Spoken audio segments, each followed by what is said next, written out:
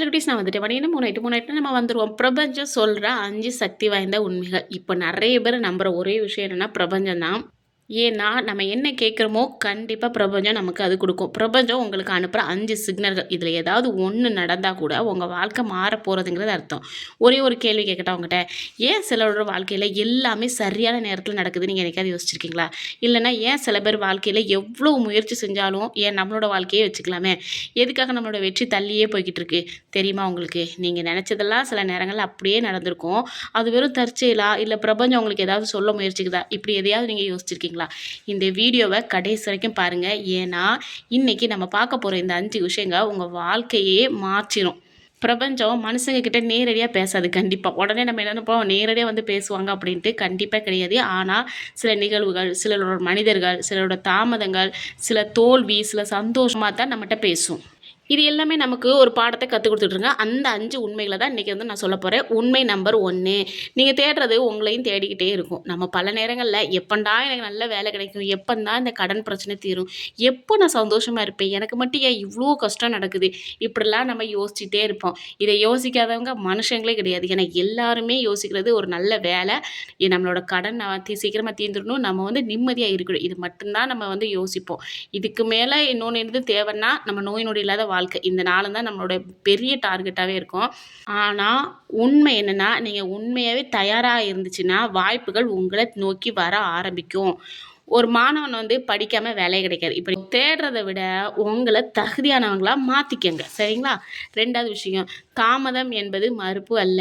எனக்கு நான் கேட்டது கிடைக்கவே மாட்டேங்க அப்படின்ட்டு நீங்கள் ரொம்ப ஃபீல் பண்ணி வெக்ஸ் ஆகாதீங்க. நீங்கள் கேட்டது உடனே கிடைக்கவில்லைங்கிறதுக்காக அது உங்களுக்கு கிடைக்காதுன்னு நீங்கள் நினைக்கிறதுக்கு அர்த்தமே கிடையாது. இப்போ ஒரு சாதாரண விஷயம் நம்ம கேட்டு கேட்டு கேட்டு கடவுள்கிட்ட கெஞ்சிக்கிட்டே இருப்போம். பட் நமக்கு அது கேட்கவே செய்யாது. அதாவது கிடைக்காது சொல்லப்போனால். சில நேரத்தில் தாமதமாக கிடைக்கிறது நம்மளை வந்து வளர்க்க வரும். ஒரு விஷயம் சொல்லுவாங்க தெரியுமா பெரியவங்கலாம், உனக்கு கிடைக்கவே இல்லை, தட்டி தட்டி போய்கிட்டே இருக்குன்னா உனக்கு இதை விட சிறந்ததாக ஏதோ ஒன்று கிடைக்க போகுது. அப்படி இல்லாட்ட இது வந்து கிடைக்கிறத வந்து நீங்கள் அதை தகுதியானவராக நம்ம வந்து நம்மளை வந்து மாற்றிக்கிட்டு இருக்கு அப்படின்னு சொல்லுவாங்க. பல சோதனைகளை தாண்டி தான் சந்தோஷத்தை வந்து நம்மளால் பெற முடியும். சோதனையே இல்லாமல் ஒரு சந்தோஷம் கிடைக்குதுன்னா அது வந்து கண்டிப்பாக நிலைக்காது. ஸோ கஷ்டப்படுறத நினச்சி கவலையே படாதீங்க.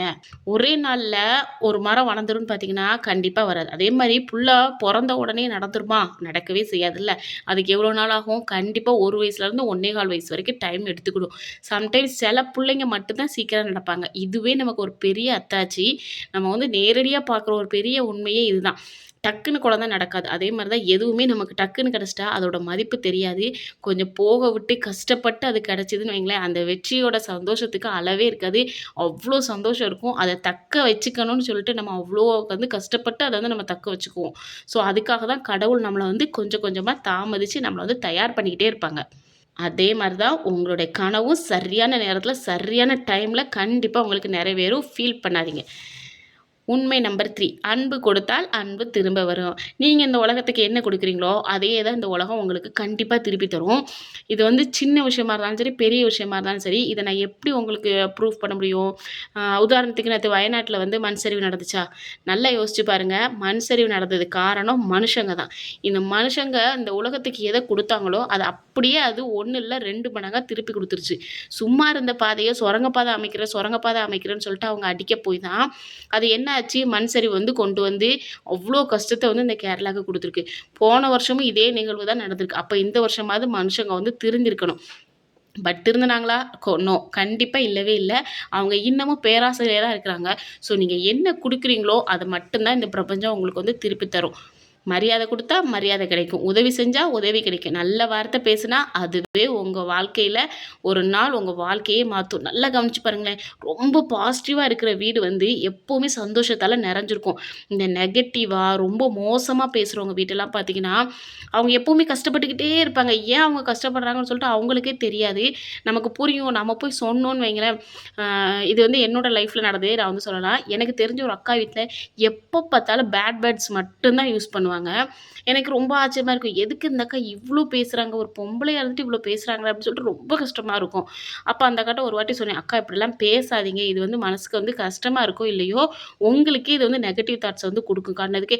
போம்ப்ல அதெல்லாம் கிடையாது. இதெல்லாம் பேசுறதுனாலலாம் ஒண்ணும் கிடையாது. நீ சும்மா வந்து பாடம் எடுக்கிற வேலைலாம் வச்சுக்காத எனக்கு அப்படின்ட்டாங்க. நான் அதோட விட்டுட்டேன். ஆனா அவங்களோட லைஃப்ல பார்த்தீங்கன்னா, நெறைய கெட்டது மட்டுமே நடந்திருக்கு. அதுக்கப்புறம் இப்ப அவங்களே கூப்பிட்டு சொல்லுவாங்க, "இல்ல நான் வந்து என்னுடைய வார்த்தை அதாவது என்னோட வாய வந்து நான் கம்மி பண்ணியிருந்திருக்கணும். என் வாய நான் குறைக்காம தேவையில்லாத நெகட்டிவ் வேர்ட்ஸ்லாம் நான் அதிகமா யூஸ் பண்ணப்பயே, நான் இவ்வளோ கஷ்டப்படுறேன்னாங்க." உங்களுக்கு ஒரு விஷயம் நல்லா சொல்றேன் கேட்டுக்கங்க. நீங்க நெகட்டிவா பேசுனீங்கன்னா, அந்த நெகட்டிவ் எனர்ஜி உங்களே சுத்திக்கிட்டே இருக்கும். இதுவே நீங்க பாசிட்டிவா பேசும்போது, பாசிட்டிவ் வைப் மட்டும் தான் உங்கள சுத்தும். ஸோ பாசிட்டிவ் வேணுமா? நெகட்டிவ் வேணுமான்னு சொல்லிட்டு நீங்க தான் முடிவெடுக்கணும். ஸோ அன்பு குடுத்தா தான் அன்பு வரும். நீங்க இந்த உலகத்துக்கு என்ன குடுக்குறீங்களோ, அது உங்களுக்கு வந்து 1 இல்ல 10ஆவே திரும்பி வரும். உண்மை நம்பர் 4 ஒவ்வொரு தடையும் ஒரு புதிய பாதை. நான் போற இடமெல்லாம் படிக்கட்டா இருக்கே அப்படிம்பாங்க தெரியுமா? எப்படி சொல்றது? நம்ம கால் வைக்கிற இடம்லாம் கன்னி வெடி அப்படிங்கிற மாரி தான். நான் நெறைய பாடுபட்டுருக்கேன் அப்படின்னு தான் சொல்ல. இன்னமும் பட்டுக்கிட்டு தான் இருக்கிறேன். நான் வந்து இப்ப ரொம்ப நல்ல நிலைமையில இருக்கீங்களான்னு கேட்டா, அந்த கடவுளுக்கு மட்டும் தான் தெரியும் நான் படுற கஷ்டம். என்னோட கஷ்டத்த மாரி மத்தவங்க படக்கூடாதுங்கிற ஒரே காரணத்துக்காக தான் நான் இந்த வீடியோ எடுத்துட்டு இருக்கேன்னு உங்களுக்கு நல்லாவே தெரியும். என்னோட சேனல் ஃபுல்லா முதல்ல இருந்தே பார்க்குற எல்லா செல்ல குட்டீஸ்க்குமே தெரியும். ஏன்னா, எனக்கு வந்து சொல்லி தர்றதுக்கு ஆள் இல்ல. என்னுடைய நிலைமை இப்ப டாப்ல வந்துருச்சான்னா, கண்டிப்பா இல்ல. இப்பவும் நாங்க கஷ்டப்பட்டுக்கிட்டு தான் இருக்கோம். ஆனா, ஒரு நாள் டாப்ல வருவோங்கிற நம்பிக்கை இருக்கு. அதுக்காக தான் நான் இந்த வீடியோ மேக் பண்ணிட்டு இருக்கிறேன். ஸோ வீடியோவ ஸ்கிப் பண்ணாம பாருங்க. ஃபர்ஸ்ட் டைம் வீடியோக்குள்ள வந்தா லைக் பண்ணிட்டு, சப்ஸ்கிரைப் பண்ணிட்டு உள்ள பாருங்க. சரியா? ஒவ்வொரு தடையுமே நம்மளோட புதிய பாதை. வாழ்க்கையோட கதவுகள் மூடப்படும். மனிதர்கள் வந்து நம்மள விட்டு போயிருவாங்க. வேலை போகலாம், பணம் இல்லாம இருக்கலாம். ஏன் அதுக்கு பின்னால நீங்க ஒரு பெரிய இடத்துக்கு அதாவது எப்படி சொல்றது? ஒரு புதிய பாதை வந்து உங்களுக்காக காத்துக்கிட்டு இருக்கும். அதுக்காக தான் கடவுள் வந்து இந்த வேலை இல்லாம ஆக்குவான். நம்மளோட கையில வந்து பணம் இல்லாம இருக்கும். நம்மலாம் நெனைப்போம் தெரியுமா? ச்சே வேலையே இல்லையே என் ஹஸ்பண்டுக்கு நான் எத வச்சு இருப்போம்? நம்ம குழந்தைங்க என்ன சாப்பிடுவாங்க? அப்படின்னு சொல்லிட்டு. மரத்த வச்சவன் கண்டிப்பா தண்ணி ஊத்துவான். ஏதோ ஒரு நல்லது உங்களுக்கு வந்து கண்டிப்பா நடக்கும். என்ன கொஞ்சம் லேட் ஆகும். அவ்வளோதான். ஸோ மனம் தளராதீர்கள். இது எனக்கே நான் சொல்லிக்கிறது. ஏன்னா இப்போதைக்கு என்னுடைய ஹஸ்பண்டுக்கு வந்து வேலை இல்லாம வீட்ல தான் இருக்கிறாங்க. அப்படிங்கும்போது நானே இத வந்து எனக்காகவே சொல்லிக்கிடுவேன். "மனம் தளராத. கண்டிப்பா வந்து கடவுள் வந்து உன்னை காப்பாத்துவான். நீ எதையுமே நினைச்சு கவலைப்படாத." அப்படின்னு சொல்லிட்டு தான் நான் எழுதியிருக்கேன் இந்த இத. ஸோ இது வந்து எனக்கு வந்து சத்தியமா நல்லாவே பொருந்தும். உண்மை நம்பர் 5 நம்பிக்கைய மட்டும் உட்றாதீங்க. ரொம்ப நம்புறேன். கடவுள் கண்டிப்பா காப்பாத்துவாரு. நான் இதனால தான் சொல்றேன், ஏதாவது ஒரு பிசினஸ் ஸ்டார்ட் பண்ணணும். ஆனா என்ன ஸ்டார்ட் பண்ண அப்படிங்கிற ஒரு பயத்திலே இருக்கேன். ஸ்டார்ட் பண்ணிட்டு அத விட்டுட்டேன்னா, என்னைய என் சொந்த பந்தங்கள்லாம் மதிக்க மாட்டாங்க. ரொம்ப கேவலமா நெனைப்பாங்கன்னு தெரியும். அதுக்கு பயந்துட்டு தான் இருக்கிறேன். பார்க்கலாம் எப்படின்ட்டு. ஸோ நம்பிக்கைய மட்டும் விடக்கூடாதுங்கிற ஒரு எண்ணத்தில இருக்கேன். இருட்டு எவ்வளோ அதிகமா இருந்தாலும் சரி, சூரியன் உதிப்பதை யாராலுமே தடுக்க முடியாது. எப்படி இருந்தாலும் சூரியன் வந்து உதிச்சு தான் ஆகும். அதே மாரி உங்க வாழ்க்கையும் ஒரு நாள் கண்டிப்பா மாறும்.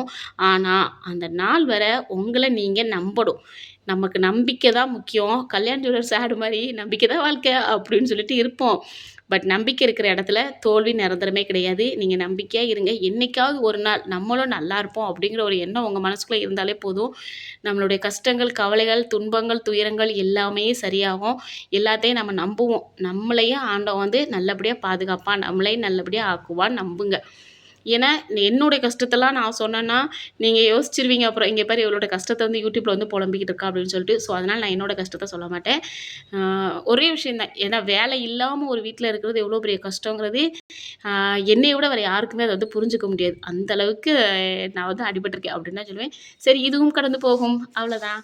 இந்த வீடியோல சொன்ன 5 உண்மையில எந்த உண்மை உங்க வாழ்க்கைய அதிகமா தொட்டிருக்குன்னு சொல்லிட்டு கண்டிப்பா கமெண்ட் பண்ணணும். நான் கமெண்ட்ட வந்து ரொம்ப கவனிச்சுக்கிட்டே இருப்பேன்.